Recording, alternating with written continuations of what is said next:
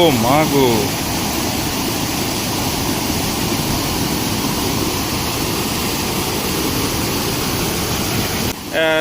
দাসপুর 1 নম্বর ব্লকের হোসেনপুর এলাকাতে যে কাঁসাই নদী, সেই কাঁসাই নদীর বাঁধ কিন্তু এই মুহূর্তে হোসেনপুর এলাকাতে যে ভূঁয়াপাড়া, যে মাঝপাড়া, সেখানে কিন্তু ভেঙেছে। দেখতেই পাচ্ছেন সরাসরি সে ছবি।